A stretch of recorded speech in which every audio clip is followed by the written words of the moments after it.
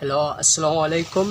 How are you all? Hope you all are fine. Welcome to my YouTube channel and Facebook page Raihan Stitching. This is Mohammad Raihan Rana.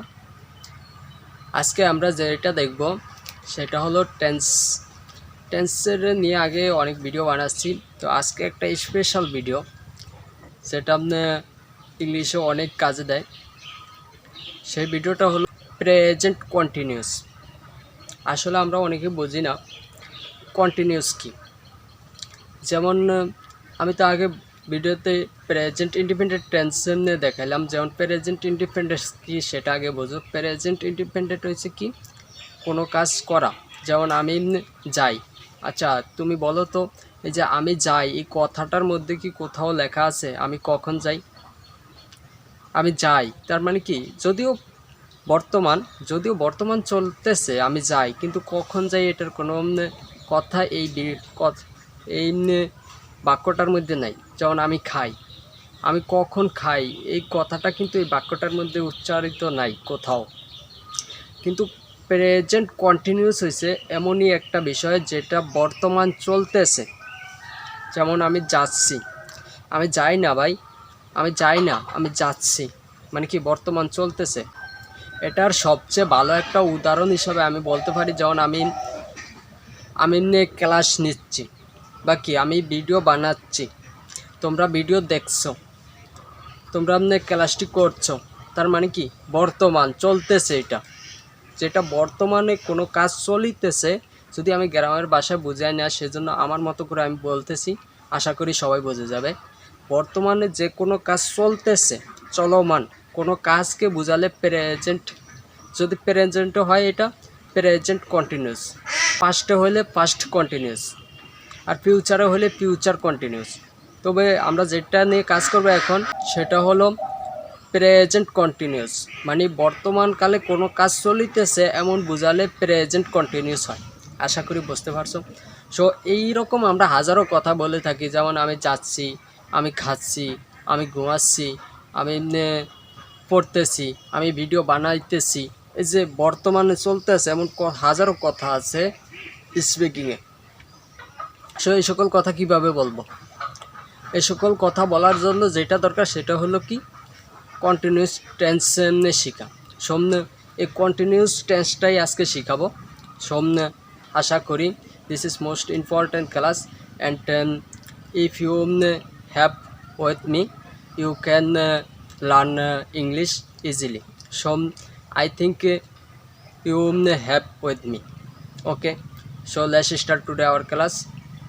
ভিডিওটা করলে আশা করি সম্পূর্ণ বোঝা যাবে এবং সবাই ভিডিওটা মনোযোগ দিয়ে করবে যাতে কোনো প্রবলেম না হয়। আর যদি কোনো কোশ্চেন করার থাকে তোমার, যেমন এই টেন্সের মধ্যে আমি কিছু বুঝি নাই বা আমার ভিডিওর মধ্যে কিছু বোঝো নাই, তাহলে কমেন্টে জানিয়ে দিও, আমি পরবর্তী ভিডিওতে ওইটা বলে দেওয়ার চেষ্টা। আর এই প্রেজেন্ট কন্টিনিউয়াস টেন্স এর স্ট্রাকচার হয় সাবজেক্ট প্লাস এমিজার প্লাস ভার্বের সাথে আইএনজি প্লাস অবজেক্ট।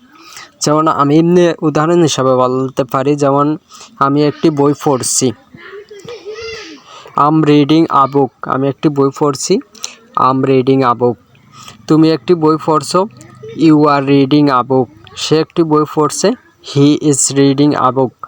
এখানে আমরা দেখব এগুলো দিয়ে কিভাবে হাজারো বাক্য তৈরি করা যায় এবং কিভাবে এটা আমরা স্পিকিংয়ে ব্যবহার করতে পারবো। এই যে এটা পড়া আমি এখানে যেভাবে দেখাই দিছি এইভাবে যদি তোমরা পড়ো তাহলে মুখের জড়তা কেটে যাবে এবং সবাই এটা আয়ত্তে আনতে পারবে আশা করি। দেখা যাক কেমনে পড়া যায়। যেমন আমি বললাম এভাবে একটা স্ট্রাকচার উঠে নিবা। যেমন আমরা সবাই জানি প্রেজেন্ট কন্টিনিউয়াস টেন্স এর স্ট্রাকচার হয় সাবজেক্ট প্লাস এমিজার প্লাস ভার্বের সাথে আইএনজি প্লাস অবজেক্ট।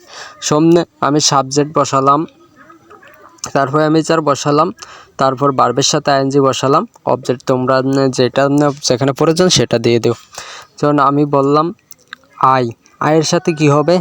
আয়ের সাথে হবে am, I am, I am, I am এর আমরা বলতে পারি আম গোয়িং, আমি যাচ্ছি, আম প্লেয়িং, আমি খেলছি, আম নাউইং, আমি জানছি, আম ওয়াকিং, আমি হাঁটছি। আই এম মিটিং, আমি সাক্ষাৎ করছি। আই এম রিডিং, আমি পড়ছি। তারপরে আছে কি ইউ, ইউ মানে তুমি। ইউর সাথে কি হয়? ইউর সাথে আর হয়। ইউ আর গোয়িং, তুমি যাচ্ছ। ইউ আর প্লেয়িং, তুমি খেলছো। ইউ আর নাউইং, তুমি জানছো। ইউ আর ওয়াকিং, তুমি সাক্ষাৎ করছো। তারপরে যদি আমি সি দিয়ে করি, সির সাথে বসে is, is he is going, সে যাচ্ছে। হি ইজ প্লেয়িং, সে খেলছে। হি ইজ নাউইং, সে জানছে। হি ইজ ওয়াকিং, সে হাঁটছে। এখন আমরা দেখব এগুলো দিয়ে কিভাবে আমরা প্রশ্ন করতে পারি এবং প্রশ্নের উত্তর কিভাবে দিতে পারি।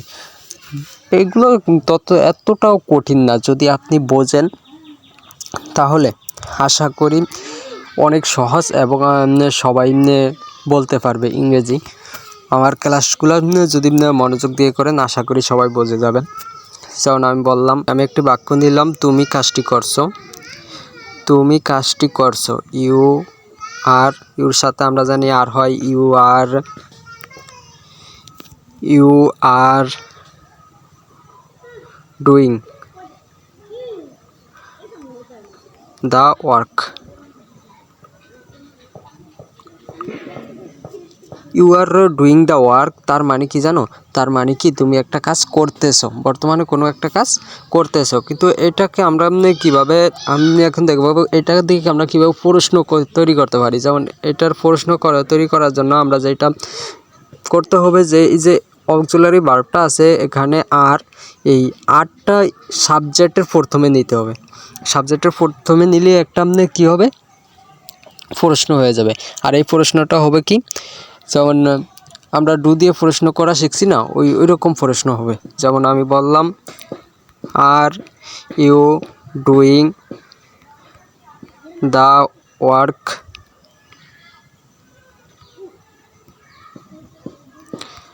এখানে প্রশ্ন হলো, তুমি কি কাজটি করছো? Are you doing the work, তুমি কি কাজটি করছো? You are doing the work, you are doing the work, তুমি কাজটি করতেছো। Are you doing the work, তুমি কি কাজটি করতেছো? তুমি কি কাজটি করতেছো, তার মানে কি এখানে প্রশ্ন করলাম। এখন আরেকটা প্রশ্ন এখানে হতে পারে, aren't you doing the work.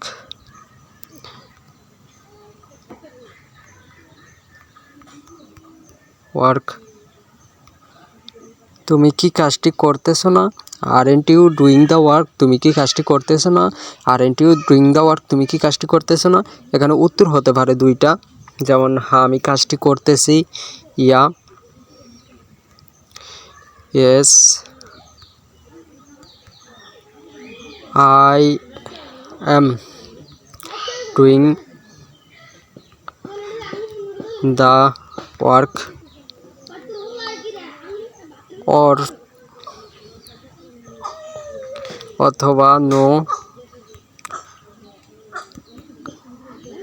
Um not doing the work.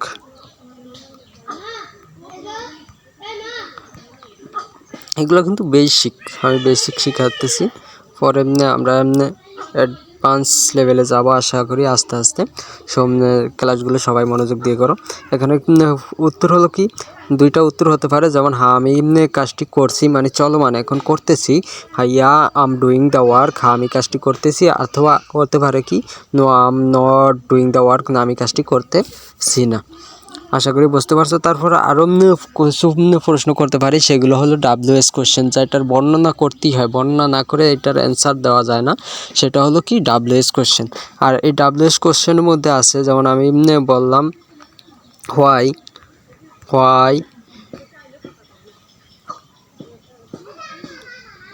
R you doing the work, তুমি কেন কাজটি করতেছো না? কেন, আমরা জানি হোয়াই অর্থ কেন। Are you doing the work, তুমি কি কাজটি করতেছো? Are you doing the work মানে কি, তুমি কি কাজটি করতেছো। Why are you doing the work, তুমি কেন কাজটি করতেছো না? Why are you doing the work, তুমি কেন কাজটি করতেছো? এখানে আরেকটা প্রশ্ন এখানে হতে পারে, যেমন why aren't you doing the work, তুমি কেন কাজটি করতেছো না? Why aren't you doing the work? তুমি কেন কাজটি করতেছো না? আশা করি সবাই বুঝতে পারছো। যেমন আমি আরেকবার যদি বলে দেই, আশা করি আরও ক্লিয়ারভাবে বুঝে যাবে। যেমন you are doing the work, তুমি কাজটি করছো। You are doing the work, তুমি কাজটি করছো। Are you doing the work, তুমি কি কাজটি করছো? Are you doing the work, তুমি কি কাজটি করছো?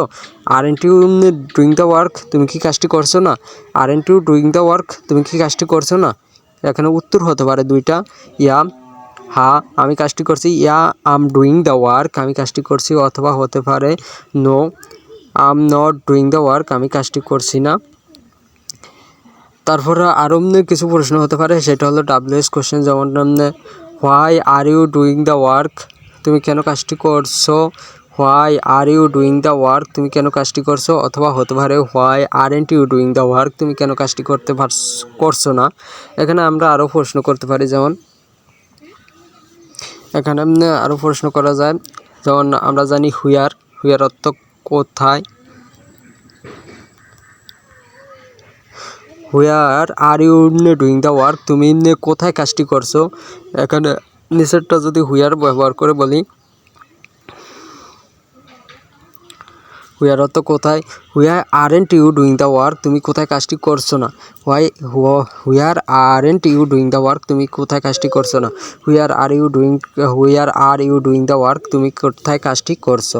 Where are you doing the work, তুমি কোথায় কাজটি করছো। আশা করি সবাই বুঝতে পারছো অনেক অনেক। এভাবে যদি তোমরা প্রতিটি প্রশ্ন এবং প্রতিটি